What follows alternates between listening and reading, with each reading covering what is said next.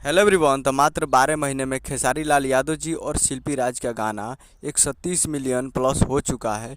और इस गाने को लिखे हैं अभिषेक भोजपुरिया जी और इसमें म्यूजिक दिए हैं मनु सिन्हा जी।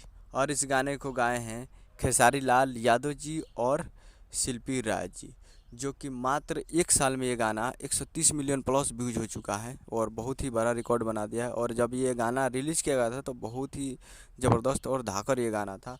और वीडियो में खेसारी लाल यादव जी और रानी एक्ट्रेस जी, फिट में है रानी एक्ट्रेस जी। और ये मात्र 12 महीने में 130 मिलियन प्लस व्यूज हो चुका है, बहुत बड़ा रिकॉर्ड बना दिया गाना। अब 200 मिलियन के करीब ये जा रहा है। तो आप लोग इस गाने को सुनिए और प्यार दीजिए और 200 मिलियन तक इस गाने को ले जाइए।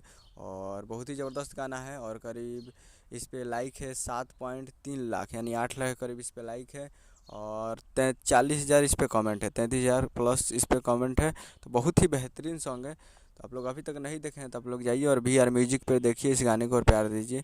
तो उम्मीद करना वीडियो से चैनल को सब्सक्राइब बेल आइकन ताकि खेसारी लाल यादव जी का लेटेस्ट सुनाते रहे। वीडियो को लाइक कीजिए, चैनल को सब्सक्राइब कीजिए। मिलते हैं अगले वीडियो में। जय हिंद, जय भोजपुरी।